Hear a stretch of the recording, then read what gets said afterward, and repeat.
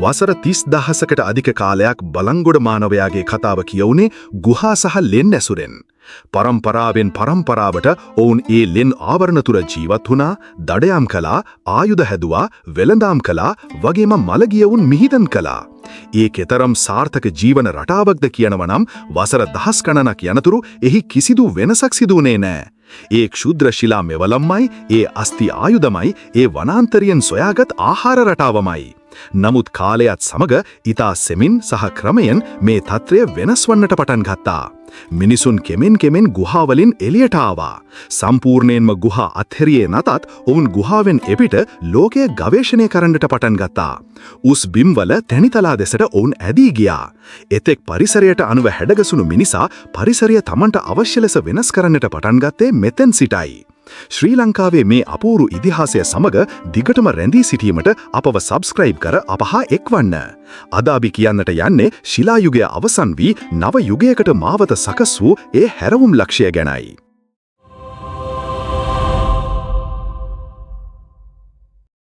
අපි මුලින්ම ලංකාවේ මධ්‍යම කඳුකරයට යමු. මුහුදු මට්ටමේ සිට මීටර් 2200ක් ප්‍රමාණ උසින් පිහිටි දකුණු සානුවේ දිවයිනේ අනෙක් ප්‍රදේශවලට වඩා සම්පූර්ණයෙන්ම වෙනස් පරිසරයක් ඔබට දැකගත හැකියි. එහි ඝන වනාන්තර නැහැ. ඒ වෙනුවට ඇත්තේ නිමක් නැති තනබිම්. මීදුමෙන් වැසුණු සීතල සුළං හමන මේ තැන්න පුරා ගෝනු නිදැල්ලේ සැරිසරනවා. ලංකාවේ දෙවන සහ තෙවන උසම කඳු මුදුන් වන කිරිගල් පොත්ත සහ තොටුපොළ කන්ද පිහිටා තිබෙන්නෙත් මේ තැන්නට මායිම් මේ තමයි හෝර්ටන් තැන්න. අද මෙය සංචාරකයන් අතර ඉතා ජනප්‍රිය ජාතික උද්‍යානයක්. නමුත් හෝර්ටන් තැන්න සතු ඓතිහාසික වැදගත්කම ඊට වඩා බෙහෙවින් ගැඹුරුයි. ඔබ විශ්වාස කරනවද මේ පරිසරය ස්වභාවිකව නිර්මාණය වූවක් නොවේ? එය අපේ මුතුන් මිත්තන් විසින් නිර්මාණය කරන ලද්දක්. ක්‍රිස්තු පූර්ව 15000 දී පමණ බලංගොඩ මානවයා මේ උස්බිම් වලට පැමිණියේ දඩයම් පිණිසයි. ඔවුන් එහිදී අපූරු දෙයක් කළා. ඒ තමයි වනාන්තරයට ගිනි තැබීම. මෙය හේන් ගොවිතැනේ මුල්ම අවස්ථාවක් ලෙස සැලකිය හැකියි. ඔවුන් වනාන්තරය ගිනිබත් කළේ සැඟවී සිටින සතුන් එලිමහනට පන්නා ගැනීමටයි. නමුත් ඒ ගින්න නිසා විනාශ වූ වනාන්තරය නැවත වැඩුණේ නෑ. ඒ වෙනුවට එහි තනබිම් නිර්මාණය වුණා. අද අප දකින හෝර්ටන් තැන්න කියන්නේ මීට වසර 17000කට පෙර ප්‍රාග් ඓතිහාසික මිනිසා තම අතින්ම වෙනස් කළ පරිසරයක්. මෙය දකුණු ආසියාවේ මිනිසා විසින් පරිසරය හිතාමතා වෙනස් කළ බවට හමුවන පැරණිතම සාක්ෂියයි. ඔවුන් එදා ඇති කළ වෙනස වසර දහස් ගණනක් තිස්සේ අදටත් නොවෙනස්ව පවතිනවා. නමුත් ගිනි තැබීම ආරම්භය පමණයි. ඒ කාලයේදීම මේ උස්බිම් වල තවත් සුවිශේෂී දෙයක් සිදු වුණා. හෝර්ටන් තැන්නෙන් හමු සාක්ෂිවලට අනුව වසර 15000කට පෙර සිටම මිනිසුන් වල් ඕට්ස් සහ බාර්ලි වැනි ධාන්‍ය වර්ග පාලනය කරන්නට හෙවත් වගා කරන්නට උත්සාහ කර තිබෙනවා. මෙය මහ පරිමාණ ගොවිතැනක් නොවුවත් තමන්ට අවශ්‍ය ආහාර පැලෑටි හඳුනාගෙන ඒවා පෝෂණය කිරීමට ඔවුන් පෙළඹි සිටියා. වල් ධාන්‍ය රැස් කිරීමේ සිට ඒවා වගා කිරීම දක්වා වූ ඒ ගමන ආරම්භ වුණේ මේ උස්බිම් වලයි. එමෙන්ම කෑගල්ලේ දොරවක කන්දෙන් හමු වූ සාක්ෂිවලට අනුව ක්‍රිස්තුපූර්ව 4300 දී පමණ මැටි බඳුන් සහ වගා කළ දාම්‍ය භාවිතය පිළිබඳ තොරතුරු හමුවනවා. මැටි බඳුන් භාවිතය කියන්නේ මිනිසා එක්තැනක පදිංචි වී ආහාර ගබඩා කිරීමට පටන්ගත් බවට ලැබෙන ප්‍රබල සාක්ෂියක්. මේ කාලය වන විට ඔවුන් භාවිතා කළ ආයුධත් වෙනස් වුණා.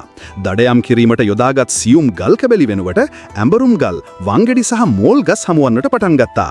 මින් අදහස් වන්නේ මිනිසා මරා දැමීමේ ආයුධවල සිට ආහාර සකස් කිරීමේ ආයුධ දෙසට මාරු වූ බවයි. දඩයම් කරුවා කෙමෙන් ගොවියෙකු බවට පත්වමින් සිටියා. මේ පරිවර්තනය වඩාත් හොඳින්ම පෙනෙන්නට තිබෙන ස්ථානය තමයි බෙල්ලන් බැඳි පැලැස්ස. මේ රත්නපුර දිස්ත්‍රික්කයේ උඩවලව ගඟ අසල පිහිටි එලිමහන් ජනාවාසයක්.